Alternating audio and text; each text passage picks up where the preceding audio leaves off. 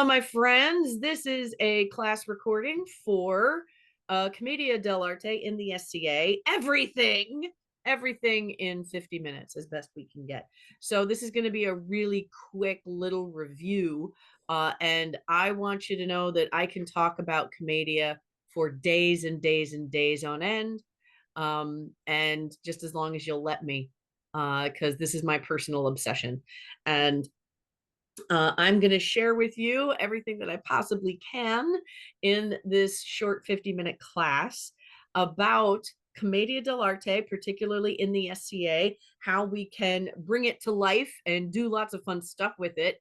And it's not restricted to the SCA. You can do it anywhere you like. I've been doing it in regular community theater for a few years now, and it's all great. So if you can see my slides, that's the title slide. Everything about Commedia we can fit in 50 minutes. So here's about me. Why should you bother listening to me? I started performing when I was a kid. I play the cello. I've always loved theater. And I did it in the SCA a lot. I started Commedia in the year 2000 when I met the troupe called I Sebastiani that's based out of Boston. So all of you folks who are from the East Kingdom, I hope you know about them. If you don't know about them by now, keep your eye out. They call themselves I Sebastiani, and they're a lovely, fun troupe of Commedia folks, and they've been operating for about 30 years. So they are, experienced. So they've got all that going on. I have built 3 Commedia troupes in my life. In the mid realm, there's E Scandali, and here in Atlantia, I built E Forenzi with my adorable husband, Master Manus. And then there is also a Penzig only troupe that I run called the Commedia All Stars. If you are interested at all in coming to play with any of those, just let me know, because we're always welcoming in new people whenever we can find people who are interested. And I promise I will train you on everything you need to know for Commedia in order to have fun and be successful. There is also this really great little book that I wrote. It's the Complete Anachronist. It's number 173. I published it in 2016. So, for those of you who may not have heard, the SCA, Society for Creative Anachronism, is a 501c3 nonprofit educational organization. And there is a branch within our organization that publishes a quarterly magazine or little booklet. And that little booklet is called The Complete Anachronist. And they are now up over 200 issues. It's been going on for decades, since very close to the beginning of the SCA in the 60s. And what's brilliant about it is it allows people who are obsessive about a particular topic, like me, to get assistance from brilliant publishers and editors in getting all this amazing stuff that's in your brain and focusing it into a 60-page academic product. So they helped me polish it and get my resources, my research sources in order. And so I wrote this lovely booklet on Commedia dell'arte. Also, another friend of mine did the same thing, but on a slightly different take on Commedia. And her name is Dina Turnello, and her SCA name is Mistress Lucetta Di Cosimo. She is in the fair kingdom of Ethelmark, and she works with another long-term Commedia troupe called I Genesii. So the two of us wrote 2 complete anachronists. I highly recommend you go to sca.org and look for the complete anachronist and order the complete anachronists on Commedia. It's 172 and 173. You are going to love those. And by the way, if you ever take a class from me in person, I will give you 2 copies, the 2 complete anachronists. I'll give you those in person. And by the way, Stacy, you are going to get them. So don't worry about ordering them. I'll give you some copies. Now, there's also a blog that I run and my email address. Please reach out, keep track, and I will send all sorts of great stuff to you. By the way, that blog, the website, I have a Commedia starter kit on there. And I also have a similar thing on my troops website, eforenzi.com. So I'm going to share some of that with you in a minute. All right, so that's all sorts of resources about how to learn about Commedia. What is it? Why do we care? Why is it this thing that seems to keep popping up in the SCA? Like, what's the big deal? All right, here it is. This is why I love this stuff. It's Italian theater, particularly from the 16th century. And it started in the middle of the the middle of the 1500s, 16th century. And it started in these Italian city states where the Italian Renaissance was blossoming. And it uses stock characters and archetypes. And it has a particular look to it. They use leather masks to portray the characters and some consistent looks to the costuming. And the style of it is improvised based on an outline of a story. So we don't call it a script, we call it a scenario. And these stories are presented one scene at a time, and the scene is improvised by the actors. So they will have a bit of direction for what's the point they have to get across in that scene. And they have a long list of these scene descriptions that make up the whole story. And their job as actors is to improvise how to get across that information in the scene to the audience. Now, why was it happening when it did in history? The Italian Renaissance was this huge change in culture away from the church, where the church had been dictating every piece of life everywhere around Europe. The church was it dictated what your life was like. And there was this shift away from the church towards individual people thinking on their own and making their own decisions and saying, yeah, I like the church, and I'm also going to think about what is it like to be an individual human. So in art, you see topics shifting from Bible stories to individual people. And if you think about the Mona Lisa, it's one of the famous paintings from that era. It's a single lady that is not from a Bible story. And that's the kind of shift that we are seeing in the Italian Renaissance all over the place. And Commedia is part of it. Because instead of telling stories in the theater that are just about Bible lessons and morality plays and things that the church is trying to get across, the topics of Commedia were more about individual people and their real everyday lives. So you would have a parent with their child that's becoming an adult, and now this adult has to go get married, and what do you do with that? And two neighbors that might have conflicts or friendships and business deals that happen throughout the merchants in the city, and what happens with the politics. There's all sorts of stories of regular everyday life that have nothing to do with Bible stories, and it's not saying anything against the Bible stories, but it's expanding the topics that people were experiencing through art. Commedia also brought forth the concept of suffering. Everybody suffered. If you think we're suffering nowadays, think about what was life like when it was the only thing you could do in life to just find enough money to feed yourself. It has a lot to do with the very basic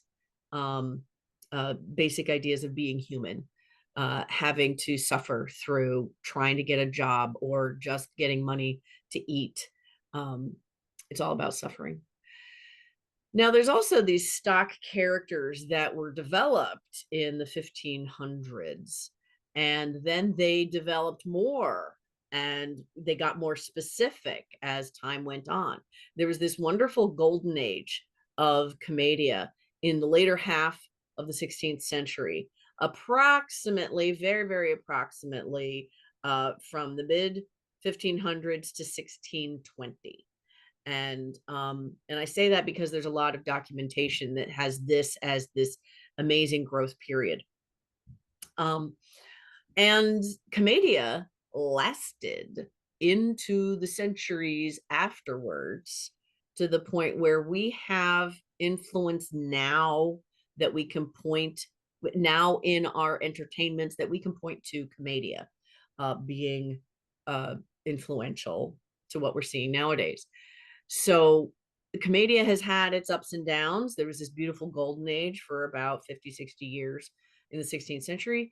And then it also showed up about once a century in a chunk of years, being very influential, especially in opera and ballet all throughout Europe. Now, why does it show up in the SCA? I think it is greatly because the production demands are very small. You don't need a lot of rehearsal to get started in Commedia. You don't need to memorize lines. A lot of people are terrified of memorizing lines. So if you're the kind of person that doesn't mind improvising, you can get a lot done with a Commedia show. It does take a lot of rehearsal to get really good, but the starting point in Commedia does not take a lot of energy and time. You can do a lot with just a couple of rehearsals, maybe 2 weeks of prep, put on a little show, and it's a lot of fun. Now that's where you get started. I want you to definitely understand that getting good at anything takes time and practice. But the kickoff on Commedia is a lot lower in production demands than, say, putting on a Shakespeare show. So lots of stuff that is completely period, that you can do with not a whole lot of demand on time and resources. I think that's why Commedia shows up as often as it does in the SCA, especially when you compare it to other kinds of period theater like Shakespeare and Moliere and all sorts of other things. So let's go on to the next bit. This is the super fun, meaty part about what makes Commedia Commedia. It is these characters that you see on the slide. These are the stock characters. And one of the most fun things I love about getting Commedia going is that Scadians will often find something they relate to in any of these characters, and they'll pick one and they'll get really excited and dive into the character. And I shouldn't even say Scadians, anybody. And so I've had a lot of success with this in regular community theater, roping in people to say, give this a try. It's going to be a lot of fun. And there's always something in these characters that touches a person so they can get really into exploring that character. So I'm going to discuss them and then also bring out some of the masks so you can see them. So hold on a second. All right, this is where we're getting a little improvisational because I've got a box of masks here. So, oh, not those, not that one. No, I don't want that one. Oh, where is it? No, not that one. Where are you? Where's Pantalone? There we go. All right, I got the Pantalone. Oh, I got two Pantalone. All right, so at the top of the food chain is Pantalone. Hopefully that's a name you might have heard of if you've touched on Commedia before. Pantalone is the patriarch of one of the families that always shows up in a Commedia scenario. Pantalone is a merchant. He's rich, and he only values money.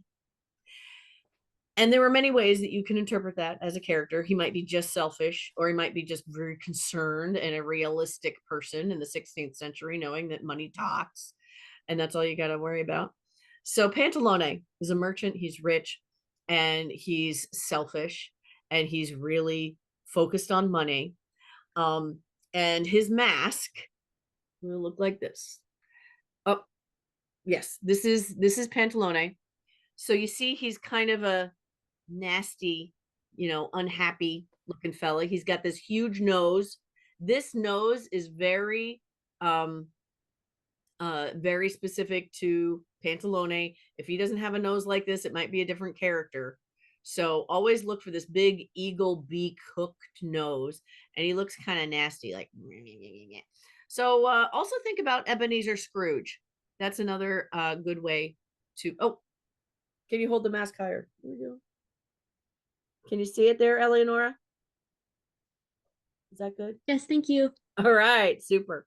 So you see he's got worry lines, and he's worried. He's got a kind of nasty look and the big nose.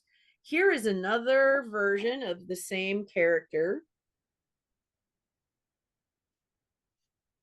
So you see he's got the consistent nose and the kind of frown. Now I want you to know that I'm showing you two different masks that are made in two different ways. This one is leather, and the traditional masks back in period were made with leather, and each actor made their own masks. This one is made with paper mache, and this is a great way to make masks that are cheaper and easier to make. You can make your own paper mache mask if you like, and yeah, it's a nice, easy way to get started. All right, so that's Pantalone. He is the top of the social food chain in any Commedia show. Now he has a frenemy that is Dottore. Dottore is an intellectual man. He is also the patriarch of his family, and he might be a friend of Pantalone's, a neighbor, or an enemy, depending on the story that you want to tell. Dottore will be educated in some way, but he does not actually have a lot of brain power. He loves the idea of being intelligent, but he actually is not very intelligent. So imagine if you've ever had in college, maybe a professor that spoke a lot of words but did not actually communicate anything. That's the kind of Dottore we're talking about. And Dottore can have a number of professions, like he could be a doctor or a lawyer or an inventor. He is not particularly worried about money. He's worried about intellectual prowess. He thinks whatever comes in through the mind is the most important thing. And money is like whatever, it's there. So Dottore will also be a patriarch of a family, and he will have some relationship with Pantalone. So let me find my Dottore mask. Here we go. So here's a Dottore mask, and you see he's got a really big nose, big bulbous nose, and a set of big fuzzy eyebrows. The eyebrows are optional. He doesn't have to have eyebrows. But one of the things about Dottore is that you see it's actually not even a half of a face. It's a little less than that. That's greatly because Dottore was sometimes portrayed as a drunk. And so in period, they would allow his cheeks to be shown so they could be made red so that his drunkenness was part of his character. So that's one of the reasons why you see Dottore not always particularly a bigger mask. Is that? Alrighty, so the two old men together can be referred to as the Vecchi. Dryer. Um, so, all right, somebody's got a live mic, so I'm just going to mute you. The Vecchi are the two men at the top of the social food chain. Now, they always are going to have a sorry, a scenario is always going to have some lovers. Those lovers are often the children of the Vecchi. So they will often be sons and daughters, or they could be just kind of from wherever, but somebody is probably going to be the son or daughter of one of the Vecchi. And finding true love will be their main inspiration. I'm sorry, their main motivation, but not necessarily having a good relationship. So it's very much like Romeo and Juliet. the lovers in Commedia often fall in love like that, love at first sight. The angels sing, "Oh," because they've noticed each other in the marketplace, and immediately within 60 seconds, they want to run off and get married together. So the lovers actually don't have masks at all. They are beautiful young people. And this also gives me a little tangent to talk about women. The Commedia dell'arte in the 16th century was the first time we saw women allowed to be professionals on the stage as actresses. And what happened is Commedia was involved a lot of shock value. So it happened in the streets. It happened everywhere. But imagine being in the streets on a little stage. You're in a marketplace somewhere, and all of a sudden, a beautiful woman comes on stage. People will stop and look. That shock value is one of the pieces of what made Commedia popular, because they were putting beautiful women on the stage for everyone to see. And this was a new thing. Now, from a empowered woman point of view, I love to see this because it meant there were women that could have a career as an actress and not as a sex worker if they didn't want to go down that direction. So this was an amazing new thing for women in the 16th century. And there are some brilliant women who made great use of this opportunity, not the least of which is Isabella Andrini. She published poetry. She was talented in a million kinds of performance, including singing and dancing and writing her own poetry. And she married a man who also was a commedia actor and director, and they ran a very famous troupe called I Gelosi together. And so this woman, Isabella Andrini, was just the Cher of the 16th century. And she was brilliant and, well documented as an incredible, empowered woman who had her own career and also had children and a family and did everything. She was the 16th century supermom. So I love this woman, and she was famous for playing the young lover. So the lovers were not masked. They were supposed to be young, beautiful people that you presented on the stage for their attractive value to make audience members stop and look. And it was super effective. All right. Next one is the servants. There's always a lot of servants, and the servants are super fun because they come in all sorts of different personalities, and they can be selfish or loyal to their employers. They can be successful or failures. They have all sorts of different kinds of personalities, and some of them are consistent in how they're supposed to be portrayed, or at least how we saw them portrayed in history. And some of them are just open for actor interpretation, and you can do whatever you want to with them. Also, they came in male and female, and this is another place where females could have a career as an actress portraying a female servant. They had no masks, they were beautiful women on the stage, and they could have a career playing Franceschina the servant and doing things as an independently uh, paid woman. So when it comes to servants, the females were not masked, but some of the males were.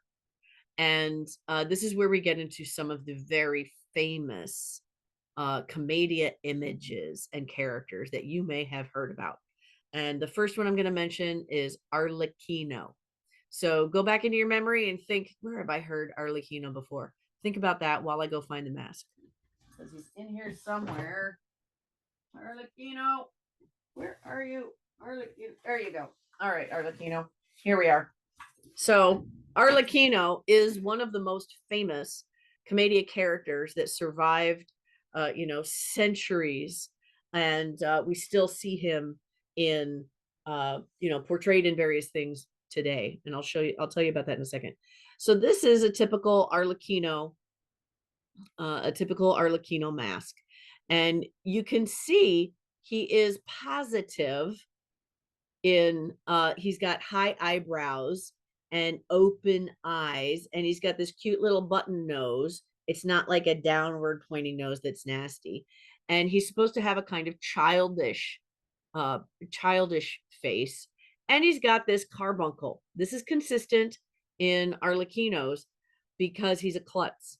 And so this represents he's always bumping into things, putting a bump on his head. So Arlecchino is happy, positive, childlike, and he has a couple of consistent things about him. He will always be hungry. He's hungry because he represents what I said before about Commedia, shows us suffering. Arlecchino is always someone who's hungry. He's always looking for work to do to earn money so that he can buy food or be paid in food. He's always hungry. This also can be reflected in his sex drive. He can be also sexually hungry. And so it's always up to the actor and the troupe about how you want to portray that. But food hunger and sex hunger both happen to Arlecchino. He's also very simple and childlike. He is loyal and positive, and he loves his employers, but he's always going to screw something up. Arlecchino is the one that screws something up. If you need a letter delivered, and as a director, you want the letter to go somewhere wrong, you give it to Arlecchino. If you want the if you want the if you want the letter to go to the right place, you don't give it to Arlecchino. Oh, Stacy likes Arlecchino. Excellent. I love that. So Arlecchino is super consistent, very famous. And you might also think of Harlequin. Harlequin is a distant cousin of Arlecchino. So when you're thinking about the jesters in diamond shaped costumes, or costumes with diamond shapes on them, that's all kind of deeply related to Arlecchino. There are female versions of Arlecchino that showed up in after SCA period, so 17th and 18th century. And Arlecchino sort of was the beginning of things that developed into Harlequin. Um, and you'll see that all through ballet and opera and all sorts of other places. Um, I like to mention at this point the modern day example of Commedia I like to point out, which is Gilligan's Island. And I've noticed sometimes my age is showing, and I know Gilligan's Island. I thought everybody knew Gilligan's Island. But there are some young students I've had that look at me funny when I mention Gilligan's Island. So if you don't know Gilligan's Island, I'm going to ask you to look it up. It's a really great, funny old sitcom TV show that was hilarious. It was about a group of people that went on a boat trip that was supposed to be a 3-hour tour, but they got crash landed on an island. And so now they are living on this island with nothing but coconuts and each other. And it just so happened that these characters from this TV show,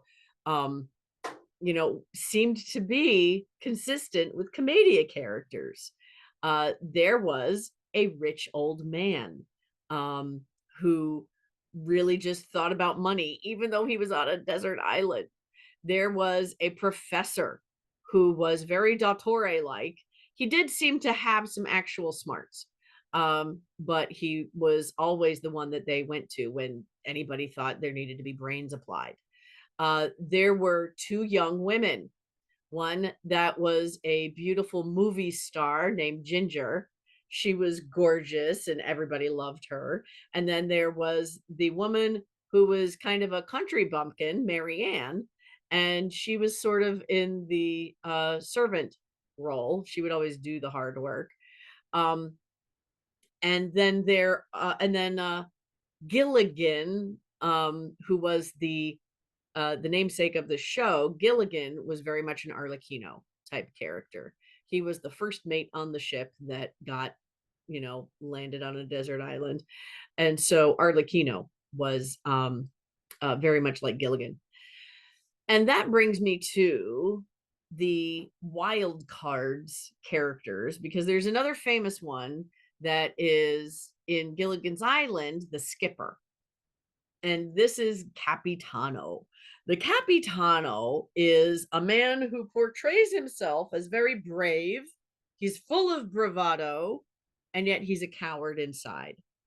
And in Commedia, he is portrayed as a soldier that maybe used to be a soldier, but he is right now just a braggart in raggedy clothing. And he's always poor, looking for work, and trying to make everybody believe that he is a war hero and he is a swordsman of great renown, and he can do anything that you need a big impressive man to do. And yet he will never actually fight you. He will never actually succeed at doing anything because he is a coward underneath. Now, he also can be a lover. Sometimes the women react to him positively, sometimes they don't. That depends on the story you're trying to tell. But if you need somebody to be kind of a creep that's creeping on women, and then the women say, nope, then Capitano is your guy. So let me find you a Capitano mask. Where are you? There you are. Okay. So this is a Capitano mask. And you'll notice he's got kind of a frown, and he's got kind of these, squinty eyes. But here's the thing that really makes him Capitano. And I'm just going to invite you to think about whatever you'd like to think about at this point in time, because it's real. It's meant to be this way. He is making up for something. So this silly character is Capitano, and he is, by the way, I just want to make sure everybody gets a good look at that. So Capitano is full of himself, and we like to make fun of him. And sometimes he can be successful, sometimes he gets the girl in the end, and sometimes he doesn't because he's been a jerk. I love Capitano so much. And Capitano is a character that is from not here, not wherever your play takes place. He's from somewhere else. And he is famous. There's a famous version of Capitano that was Spanish. And I'll tell you why. A lot of people, especially in the SCA, automatically think that the Capitano character has to be Spanish. He doesn't. He's simply very famous for one particular portrayal of being Spanish. You remember when I said Isabella Andrini was a brilliant Commedia actress? She had a husband. Andrini. Oh my God, I can't believe I've forgotten. Okay, so Isabella's husband, Francesco Andrini. Oh my God, I can't believe I've forgotten his name. Anyway, he was a soldier and got captured by the Spanish because the Italian city states, they were constantly at war. Somebody was always invading, and at one point in time he got captured by the Spanish, and he spent 3 years in a jail in Spain being a prisoner of war. And at some point he got let out. He came back home and he said, honey, Isabella, you know what we're going to do? I am going to process my feelings about being in jail for 3 years by portraying the Capitano as Spanish because I hate them. And he did a magnificent job. He called his Capitano Spavento. So Capitano Spavento is the Spanish version of Capitano that Mr. Andrini made super famous. He was a genius. And it was just one of the most brilliant portrayals of a satire character where somebody's making fun of the folks in charge by portraying a cowardly soldier.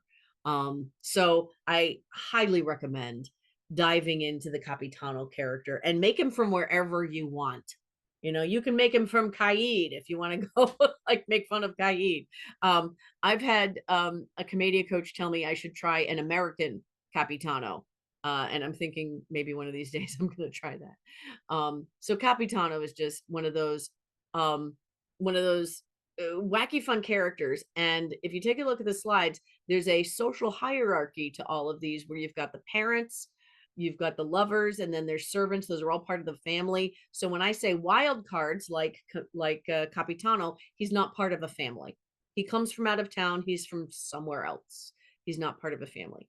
And there's one other character I love to talk about that is another wild card, called La Signora, and she's also not part of a family. She is an independent woman, and she's older. She is not any longer the cute young ingenue. She is, in fact, often a businesswoman. She might own a business like a brothel. She often operates a brothel, or an inn, or something like that. She also, I've seen her portrayed as a wife of somebody important, and maybe that person is alive or dead. She might be a widow. I know in Iskandali, we've had a lot of fun portraying the La Signora character as a black widow who's had like 47 dead husbands. And that's something we made up, but it's really a lot of fun to build out that character as a black widow. Um, so La Signora, again, does not have a mask. She's a beautiful woman. She's just the older version of the lovers. So she may even be able to talk about her times as being a young woman in love, doing adventures that you see the lovers get into. Now, one other thing I'm going to mention about names. You may see a lot of characters referred to by a specific name. All of those names are just common names that were common Italian names of the era. So, for example, the lovers, the male lover is often referred to as Orazio or Flavio, and the female lover is often Isabella or Flaminia. These are just common names, and there are some very commonly used documented sources of scenarios where they use those names commonly. So that's why they show up. So please don't believe that those names are required for your characters. They're just super common and documented. If you want to use another Italian name for your lovers, go right ahead. Similarly with servants, Arlecchino is Arlecchino. But there are other servants that have other names. For instance, there are two commonly used. One is Brigella, and he is a selfish, not loyal, but successful and brainful kind of servant. You can also use another name if you wanted to, and simply make him a selfish character, a selfish servant. It doesn't have to be that name, even though it is super common to do it that way. I did also want to mention with servants, similarly, common female names for any female servant. I like to use Franceschina because that comes from one of the commonly used books that we refer to. So you've got options. There's some things that are consistent with these characters, and I'm going to talk about. I think I'm going to talk about next the documentation. So hold on a second. Here we go. Oh, okay. I'll talk about the documentation. All right. I guess I'm going to talk about it now. Here's a real quick just note. I'm going to share with you some resources. There is one in particular that is super commonly used within the SCA because it is the closest thing we have to a pre-1600 documentation. So in the SCA, if you don't know already, the scope of history that we study is pre-1600 of the Common Era. And this book, there is a book of scenarios that was published in 1611. And it was very much based on the activities of the troop I Gelosi that I mentioned before. It actually wasn't any one particular troop, but it was a lot from them, many of their scenarios. And the person who wrote it was named Scala. And the first translation of his work into English was done by a person named Salerno. So the Scala book is full of 50 scenarios approximately attributed to Igelosi that happened sometime in the late 16th century. So this is the book we often refer to. Now, the same scenarios, the same original work was also interpreted later by a guy named Andrews. And so there's another book out there that's a different take on the same original source work. So these are all secondary sources. If you want to dive into primary sources and read the original Renaissance era Italian, you can. It's just very difficult. So that's another lesson for another day. But I want to focus you on this one particular book that many of us in the SCA start with. It is the Scala scenarios, and there's 50 of them where you can read all of them. You see the consistencies that I've been talking about. And this is where we start, but there are lots and lots of other source materials that you can look at. But I just want to point that one out. Alrighty, so let's talk about the recipe. How do you actually make it happen? This is my particular recipe. I have my own style, but this is how I recommend you start. If you're looking to say, hey, I want to do a Commedia play, I want to build a troupe, I want to live the life of an actor. Yeah. It comes with its ups and downs. Let's just say that. Here's the recipe I want you to start with. First, you got to do a little research. And my best recommendation is go to SCA.org, that website for SCA. Go get the complete anachronists, 172 and 173, that I and my friend Lucetta and some other friends wrote, because we did it exactly for this purpose, to digest a lot of research and compile it so that people like you that are interested in starting up in Commedia have a really good place to start.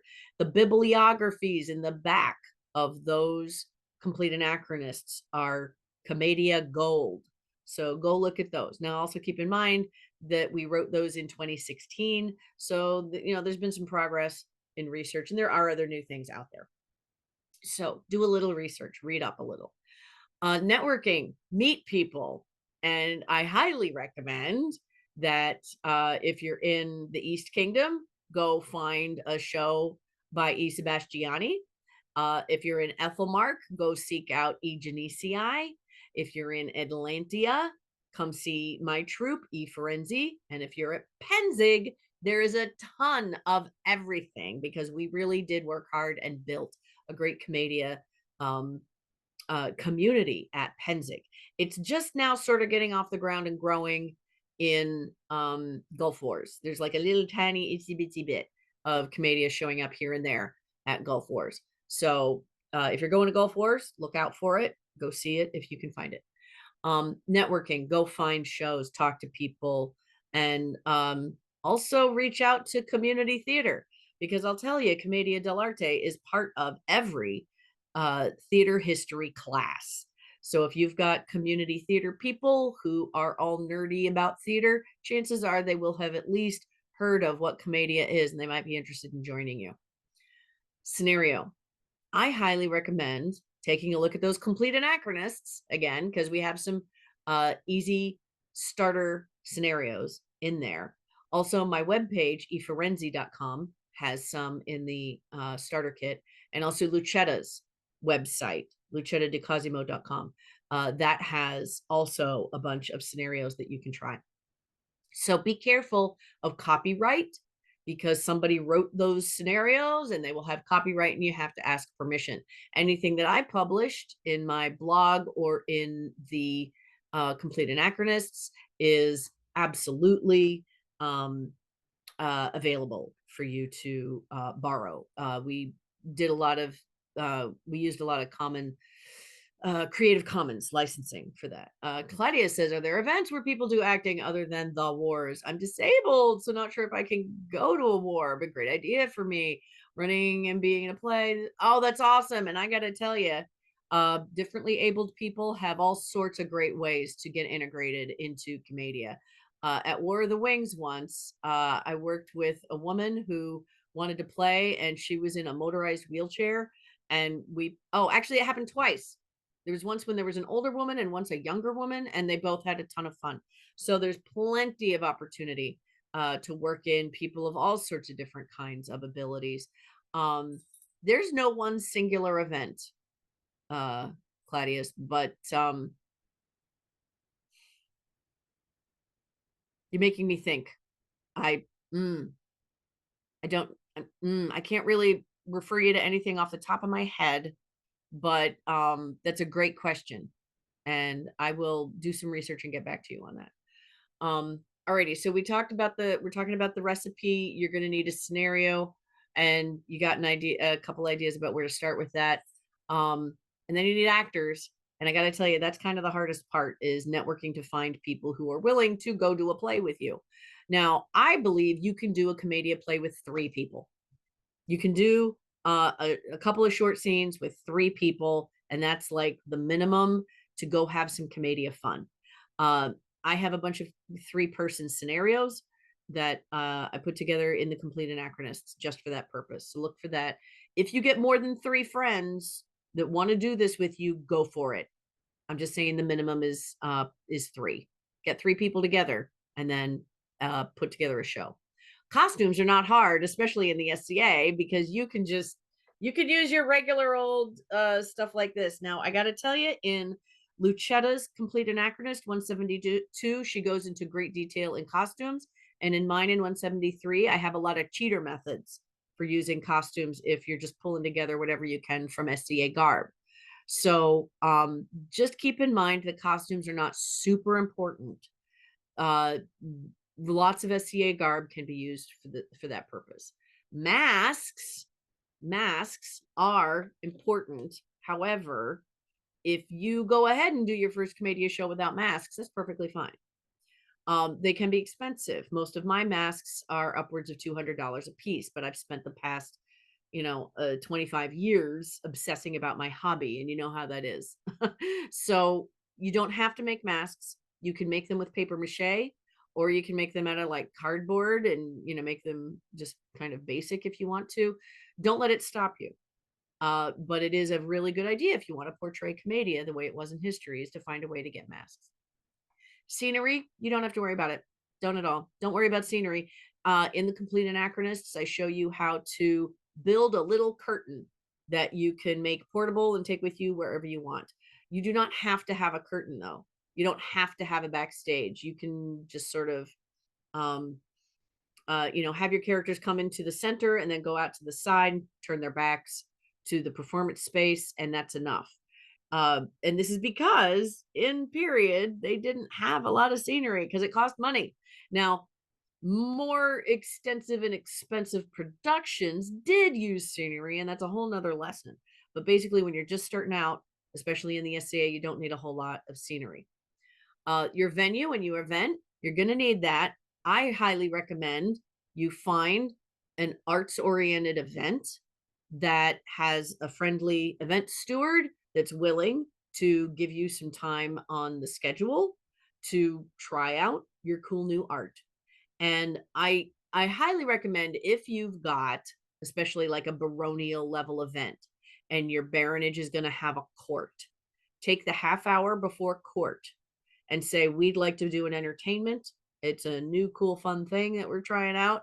And then the people setting up for court are going to be sitting there staring in the same direction for a few minutes, and you can do your skit or play there, and you're warming up the audience for baronial court. And I say baronial because oftentimes that is a lower stress, lower production value court experience, where you've got like a small community of people, whereas kingdom courts are full of tons of people doing lots of hard work, and they're trying to juggle a lot of stuff. It can be done. It's just a little more challenging. So I recommend a small local event to start off with. And then there's your administration. That's just herding the cats, emailing everybody, making sure everybody's on the same page. That's a lot of work. But it can be done, not too hard. Here we go. This is what's happening in the Commedia community nowadays. And I got to tell you, It's still growing. It's always growing. These are the troops that I'm aware of right now in the entire SCA. If you know of anybody that's not on this list, please tell me. Um, so all of these are hopefully troops you will be able to find. E. Sebastiani and E. Genesi are the oldest ones. They have been around since the 80s. E. Scandali, I started in 2002 in the mid realm, and they're like every so often they get together and do a play. Glizolanti or Vagando Stolti, they're inactive now, but they were here in Atlantia in Maryland for a while. I Verdi Confusi is in Cleveland. I don't know why it says okay. It's actually Ohio. Oh my lord, Ohio.